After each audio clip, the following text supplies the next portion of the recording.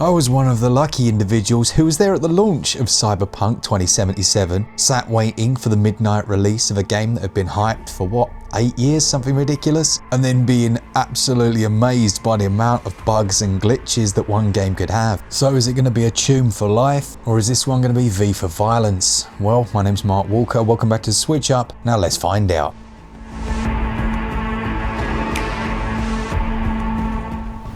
It feels like I've stepped into a parallel universe testing this one on the Nintendo Switch 2, and we're going to be realistic, it does have its faults and we'll go over those. We'll also look at frame rates, performance in handheld and docked mode, and what you can expect if you are considering picking it up. I've completed this one on PC and I've done the Phantom Liberty DLC on PC as well, but obviously my performance analysis is going to be based on this Switch version. The first thing I want to talk about is the amount of effort that CD Projekt Red have put into porting the game over in terms of the controls. Now we all know that the Switch 2 features mouse mode, gyro and standard control, but also has a Switch Pro 2 controller. There are individual control options for each and every one. Now as someone who's always banging on about gyroscopic controls, it's delightful that they've thought about that in each of those modes, obviously bar mouse mode, even going so far as to having the dual joycon mode as its own area, and that's my personal favorite. Now not only can you tailor the sensitivity, you can actually have it so that it only activates when you're aiming down the sights of a weapon, and it's certainly some of the best gyroscopic control I've experienced. One area no one's talking about at the moment is the HD Rumble implementation. This reminds me a lot of the PlayStation's haptic trigger feel. Whether you're riding around in a vehicle or loading a gun, there's a much more nuanced feel to that rumble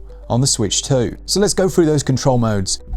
Gyro goes without saying, I'm going to use that in most places. You can have that on the Pro Controller as well. There's also the option to use a mouse. Now I almost said mouse and keyboard, but you use the left controller to strafe with the analog stick. It changes the position of some buttons when you're using the right hand as the mouse, and it works really well. Now as someone who sits at a desk to play, I do have access to a mouse mat right in front of me, and in performance mode running at 40, that actually works really well. I thought it was a bit of a gimmick and I wasn't going to use it much, but when I was working to capture frame rates and things, it was actually the easiest way to get accurate gameplay. Both gyro and mouse mode are smartly implemented when riding a vehicle as well to quickly turn your head, and it enhances those areas. So let's get into the nitty-gritty performance. How does it perform?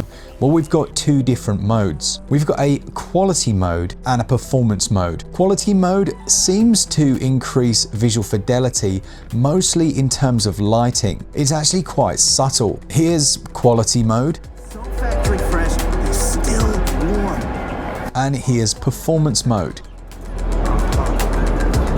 And the papers. Dotted I's, crossed T's. Quality mode tends to target 30 frames per second, although there are a couple of caveats to that. When in menus, they've smartly opted to bring the frame rate up to 60. Outside of that, it seems locked to 30. When in performance mode, we're looking at 40 frames per second, but again, CD Projekt Red have done a couple of tricks to make it feel smoother. The main one of those is going to be contentious, and that's heavy use of motion blur. Now, some people don't mind motion blur, some people love it, and some absolutely hate it. Personally, because of its effect on the smoothness, I opted to keep it on. I did try switching it off, but you really do notice the frame drops more obviously. So I essentially tricked myself into making the game feel smoother. Other options available in terms of visuals, you can turn off film grain, it's off by default, you can turn that on. Chromatic aberration can be turned on. Shallow depth of field and other effects relating to that motion blur can be tweaked, and that's more of a personal preference rather than a performance thing. There are a couple of things I was a little disappointed about. Firstly, there's no FOV slider, so you can't change the field of view. I would tend to have this at around 90.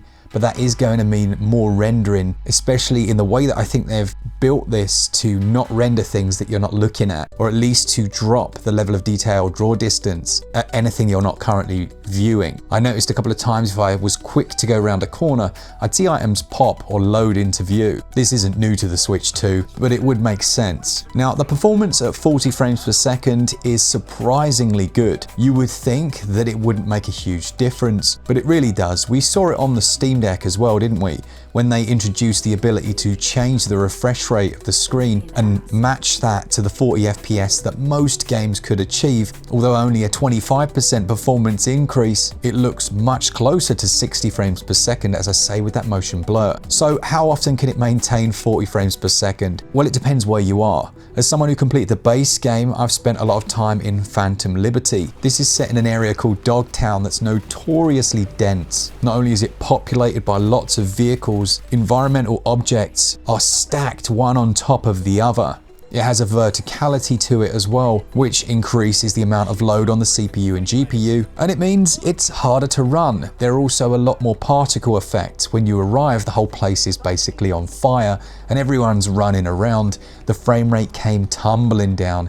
I got it down to about 24 frames per second. Also, if you're in a heavy gunfight with other particle effects on screen, you can bring it down for sure. Now, there will be people in the comments already typing, "Oh, it's terrible, performance is appalling." It isn't. Outside of those areas, that 40 is almost 90% of your experience within the game. There's another time that they do optionally bring performance down a little, or at least it feels that way. It may just be a case of the reflective surfaces causing it to come down, and that's when you're in a vehicle. It tended to stick more closely to 30 frames per second during those times. Whether or not that was a choice or just a necessity, that's unclear. Now, handheld performance is excellent. The 40 is a good choice as a multiple of the 120Hz refresh rate, a significantly better choice than 50 frames per second. We can avoid things like screen tearing and just the perception of lower frames even when it's higher. Don't ask, it's a whole thing. Another real bugbear of mine, and it's been the case with this game since it first came out, is there's no torch. I know that sounds ridiculous,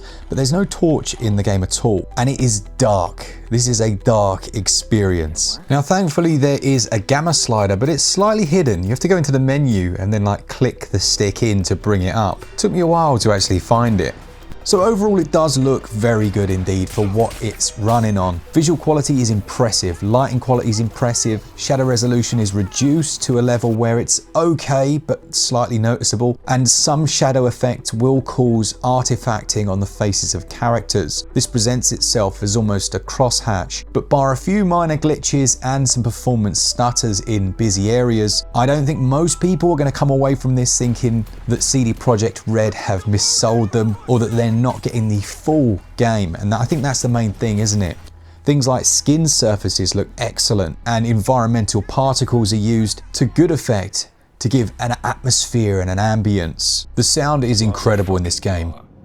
But can't remember what I solemnly pledged to do. Sure you want to talk about this? You've got the voice work of lots of notable people, but it's actually the environmental and background sounds that set this one apart. The audio quality seems to have carried across well. I haven't noticed with headphones on any massive downsampling, and that is impressive, seeing as they have obviously had to compress a lot of things within the game to get it to run, but mainly to get it to fit within the 64GB physical cartridge.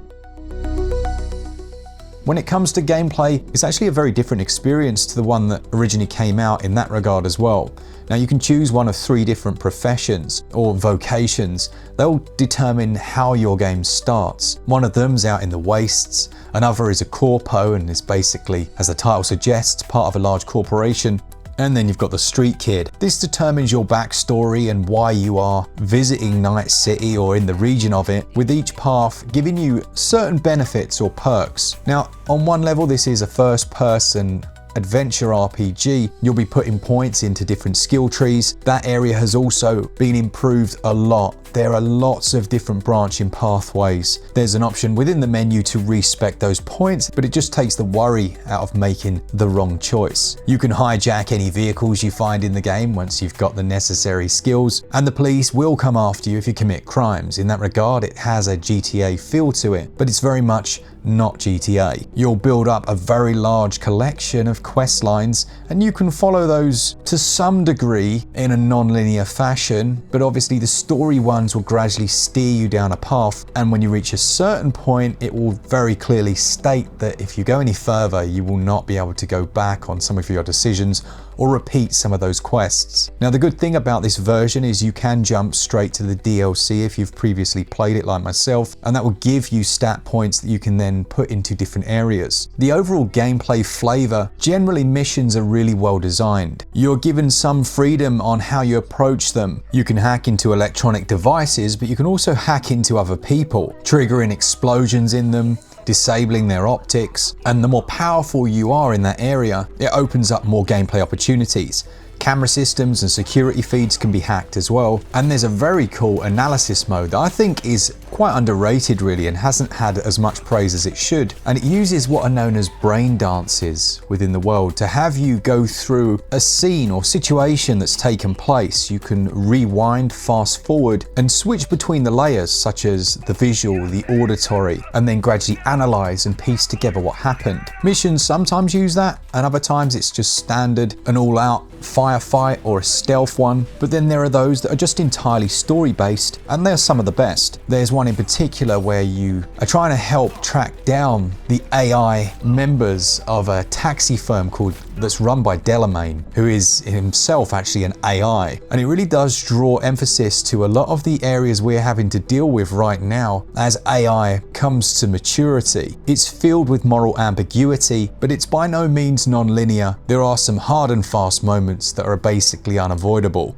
Cyberpunk 2077, the Ultimate Edition, is going to set you back £59.99, and before you start typing, the Steam edition of the same bundle is £10 more at £68.98, or £9 more, and that offers you the base game of Cyberpunk with all of the upgrades over the last however many years it's been. You get in-game exclusive items as well, and you get the DLC Phantom Liberty. For those looking to complete, well, easily 150 hours worth of content, but judging by the history of The Witcher 3 on Switch, you're likely to get a sale within the next 6 to 12 months, so I guess you could just wait for it. Overall, Cyberpunk is a joy to play on the Nintendo Switch. It's not perfect, it shows areas where they've had to adapt it for the platform, but with shockingly few compromises. All things considered, it gets a SwitchUp score of 91%. That was actually the first scored Switch 2 review, so there we go. I hope you enjoyed it. Hope you've been enjoying the other videos on the channel. Got a couple of Switch 1 bits as well coming next week. I think we may take a couple of days off now just to recover. But thank you to all of our Patreons, our members, all of you that enjoy the content for all things Switch all the time. Keep it Switch up. Cheers guys. See ya!